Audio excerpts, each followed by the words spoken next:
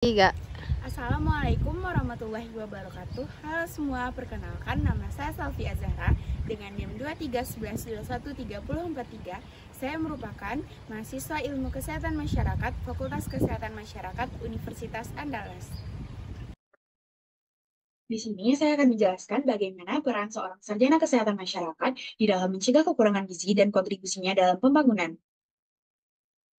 Sebelum kita mengetahui bagaimana peran sarjana kesehatan masyarakat dalam menangani kekurangan gizi, tentu kita harus mengetahui terlebih dahulu pengertian dari gizi itu apa. Nah, gizi atau sering juga disebut sebagai nutrisi, yang merupakan terjemahan dari bahasa Inggris yaitu nutrition, adalah berbagai zat yang diperoleh dari hidangan makanan dan minuman setiap harinya. Berbagai zat gizi tersebut diperlukan oleh tubuh manusia untuk membangun sel tubuh, mempertahankan dan memperbaiki berbagai jaringan organ agar berfungsi dengan sempurna. Nah, di sini terdapat gizi kurang. Nah, kekurangan gizi merupakan gangguan kesehatan serius yang terjadi ketika tubuh tidak mendapat sumber nutrisi yang cukup. Nah, gizi kurang ini terbagi dua. Yang pertama ada kekurangan gizi makronutrien dan mikronutrien. Nah, makronutrien ini kekurangan dapat mengakibatkan gangguan pada kesehatan, sedangkan pada mikronutrien seperti stunting, GAGI, KEP, KVE, dan AGB. Di sini ada 4 masalah kekurangan gizi. Yang pertama ada stunting. Nah, stunting sendiri merupakan gangguan pertumbuhan pada balita sehingga perkembangan anak tidak sesuai atau lebih pendek dari seusianya dengan standar dan dapat menimbulkan dampak dalam jangka pendek maupun jangka panjang. Nah, stunting ini biasanya bisa terdeteksi pada saat usia 2 tahun. Yang kedua, ada GAGI atau gangguan kekurangan yodium, merupakan sekumpulan gejala atau kelainan yang ditimbulkan karena tubuh menderita kekurangan yodium secara terus-menerus dalam waktu yang lama yang berdampak pada pertumbuhan dan perkembangan makhluk hidup. Nah, contoh kasus penyakit pada kaki ini seperti gondok pada leher. Selanjutnya, ada KEP atau kekurangan energi protein, yaitu defisiensi gizi yang terjadi pada anak yang kurang mendapatkan masukan makanan yang bergizi. Selanjutnya, ada KVA atau kekurangan vitamin A, merupakan penyakit yang disebabkan karena kekurangan asupan vitamin A yang memadai. Jika tubuh kita mengalami kekurangan vitamin A, tubuh dapat berisiko terkena beragam gangguan kesehatan mulai dari kulit kering, gangguan mata, hingga gangguan daya tubuh dan masalah kesuburan. Yang terakhir ada EGB atau anemia gizi besi, merupakan suatu keadaan yang disebabkan oleh kekurangan zat gizi yang berperan dalam pembentukan hemoglobin, baik karena kekurangan konsumsi maupun karena gangguan absorpsi.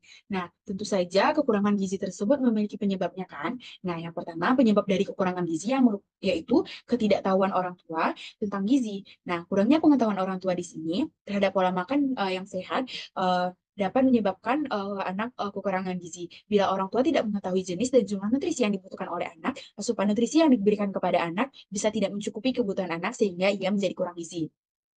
Yang kedua, tingkat sosial ekonomi yang rendah. Nah, kondisi sosial ekonomi keluarga yang kurang baik juga bisa menyebabkan anak kekurangan gizi. Hal ini karena porsi jenis makanannya tidak memenuhi kebutuhan gizi dalam waktu yang lama. Nah, namun yang ketiga ada kebersihan lingkungan yang buruk. Nah, kebersihan lingkungan yang buruk ini dapat menyebabkan anak mengalami kekurangan gizi, sebab lingkungan yang kotor bisa membuat anak terserang beragam penyakit. Hal ini dapat menyebabkan penyerapan gizi terhambat meskipun asupan makanannya sudah baik. Yang keempat, ada menderita penyakit tertentu. Selain karena makanan, anak kurang gizi bisa juga disebabkan oleh suatu penyakit. Yang kelima, ada kebiasaan makanan yang buruk. Nah, kebiasaan makan yang buruk atau suka memilih-milih makanan yang tidak sehat dapat mempengaruhi penyebab kekurangan gizi pada anak.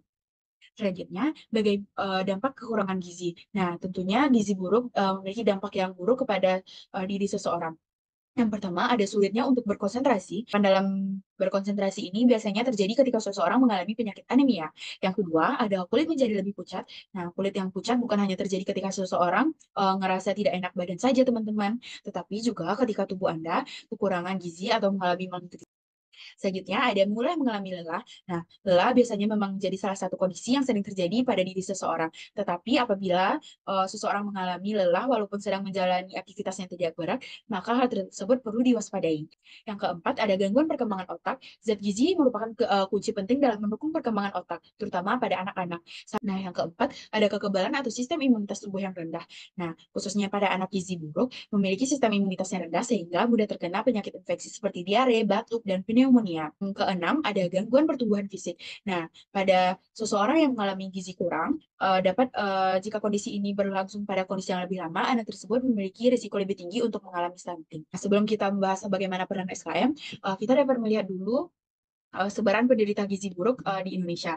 Nah, pada 2019, NTT merupakan wilayah tertinggi dengan masalah gizi buruk. Nah, bagaimana sebenarnya peran sarjana kesehatan masyarakat di dalam mencegah kekurangan gizi ini? Yang pertama, ada melakukan penyuluhan gizi. Nah, sarjana kesehatan masyarakat berperan dalam mengadakan penyuluhan tentang gizi kepada masyarakat sebagai upaya pencegahan sebelum masyarakat terkena gizi buruk. Nah, teman-teman, ketika sudah beberapa dari masyarakat terkena gizi buruk, maka sarjana kesehatan masyarakat juga dapat melakukan penyuluhan kesehatan mengenai cara-cara penanganan gizi buruk yang baik dan benar seperti penanganan pola makan. Nah, yang kedua, ada surveillance gizi. Nah, cara surveillance gizi adalah kegiatan pengamatan terhadap status gizi yang bertujuan agar pengambilan keputusan dan penentuan kebijakan dan program pemerintah dapat terarah kepada perbaikan gizi buruk masyarakat golongan miskin. Nah, sarjana kesehatan masyarakat juga berperan dalam promosi dan pencegahan. Selain itu, juga dapat mengadakan bakti sosial di daerah dengan jumlah penderita gizi buruk yang tinggi seperti di grafik sebelumnya, yaitu di NTT, berupa pemberian suplemen dan vitamin secara gratis.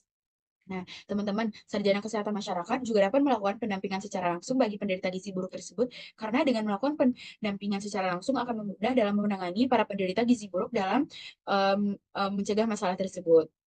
Nah, selanjutnya ada tujuan pembangunan berkelanjutan. Tentu saja sarjana kesehatan masyarakat dapat berkontribusi di dalam pencapaian target pembangunan berkelanjutan, yaitu pada tujuan 2, tujuan 3, tujuan 5, dan tujuan 6. Tujuan 2, yang pertama yaitu melingkupi gizi kesehatan masyarakat, yaitu mengakhiri kelaparan, mencapai ketahanan pangan, meningkatkan gizi, serta mendorong pertanian yang berkelanjutan. Selanjutnya ada tujuan 3, yaitu melingkupi sistem kesehatan nasional, yaitu menjamin kehidupan yang sehat dan mendorong kesejahteraan bagi semua orang di segala usia. Yang tujuan 5 untuk kesehatan reproduksi, yaitu menjamin kesetaraan gender serta memberdayakan seluruh wanita. Yang terakhir, nah, melingkupi sanitasi dan air bersih, yaitu menjamin kesediaan dan pengolahan air serta sanitasi yang berkelanjutan bagi semua orang. Nah, keempat tujuan tersebut, sarjana kesehatan masyarakat sangat dibutuhkan kontribusinya dalam mencapai target pembangunan berkelanjutan sehingga terbentuk masyarakat yang sehat dan sejahtera. Nah, sekian penjelasan dari saya. Terima kasih. Assalamualaikum warahmatullahi wabarakatuh.